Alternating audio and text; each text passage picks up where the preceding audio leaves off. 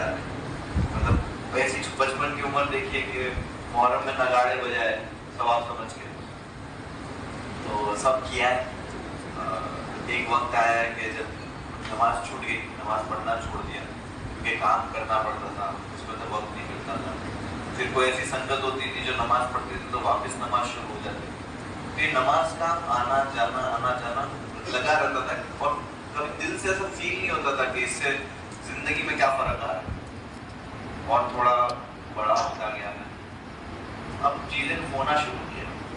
होने की बात जैसे ही करो तो वो वालिद हो या अम्मी हो, अब्बा हो, दादी हो या फिर घर हो, वो सारी चीजें जब जाने लगी तब थोड़ा और अल्लाह से कनेक्शन थोड़ा स्ट्रॉन्ग होने लगा.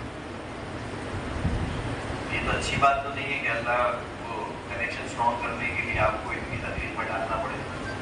तो ये तकलीफ आने से पहले हम पहुंच जाते हैं, बट कोई ना, ये भी अल्लाह की मर्जी है.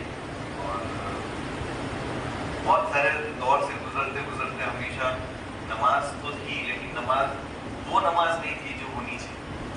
इसी वजह से कहीं ना कहीं वो कुछ कमी रहती है ना, तो कहीं ना कहीं वो कमी फील होती थी.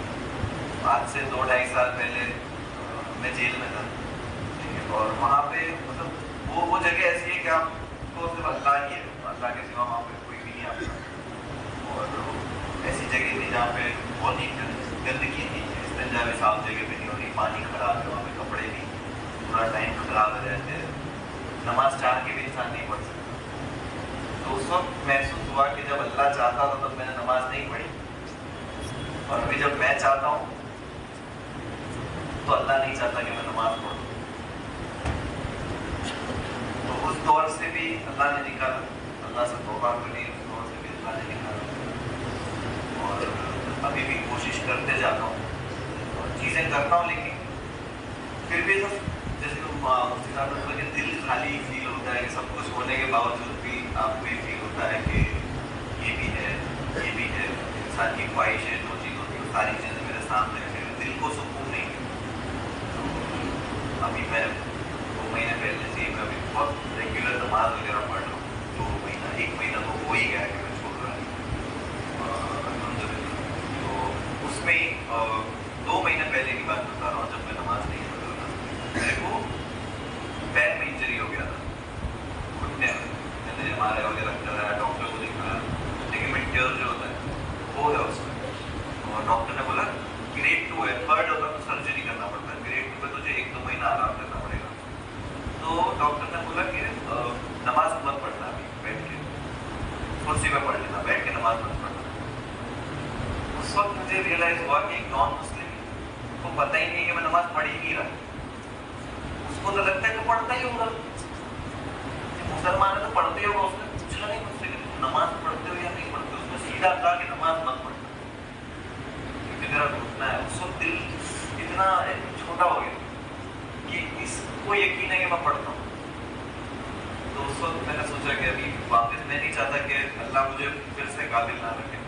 मैंने कुर्सी पे बैठ के नहीं पढ़ी नमाज, वो संभाल के पढ़ता हूँ, जब थोड़ा संभाल लेता हूँ, खड़े होते हुए थोड़ा संभाल लेता हूँ. बट उसी हाल में पढ़ रहा हूँ, अल्लाह से यही दुआ कर रहा हूँ कि अल्लाह मैं ऐसे ही पढ़ूंगा, मेरा घुटना तो सही कर, मेरा दर्द सही कर. अल्हम्दुलिल्लाह वो बढ़ रहा नहीं, कम ही हो रहा है, तो उसकी खुशी है. तो बस यही बोल रहा हूँ कि जब नमाज जो इंसान आजकल हम में से पढ़ते होंगे, पर जो उन्हें हमारे नमाज नहीं पढ़ते ना, उनको पता ही नहीं है कि वो क्या मिस कर रहे हैं. उनको अंदाजा ही नहीं. उनको जब मुसीबत आएगी वो वापस अल्लाह के पास पहुँच जाएंगे. बट वही जो जिनको पता नहीं है कि नमाज में कितना सुकून है, उन तक पहुँचना है हमको, उन तक पहुँचाना है कि नमाज पढ़ो. कोई ऐसे वक्त का अल्लाह को याद करने के लिए पूरे वक्त आना ही ज़रूरी नहीं. तो यही मैं अपने बारे में बता पाऊँगा. मैं तो इतना जानकार नहीं हूँ कि इस्लाम के हवाले से बताऊँ, बट जितना बता सकता हूँ इतना बता रहा हूँ. और मैं चाहता हूँ कि मेरे लिए भी आसान हो, मुझे भी अल्लाह हिम्मत दे. मेरी बहुत सारी चीज़ें ऐसी हैं जो एक झटके से छोड़ना काफ़ी मुश्किल, बट मेरे लिए दुआ करो आप लोग. मेरी अम्मी के लिए, मेरे अब्बा के लिए, हमारे जितने भी यहाँ पे हैं, इनके भी वालिद नहीं, उनके लिए सबके लिए दुआ करो. मेरे लिए खास दुआ करना. मैं दुआ लेने आया था और कुछ नहीं चाहिए, बाकी सब है मेरे पास. دعا کرو.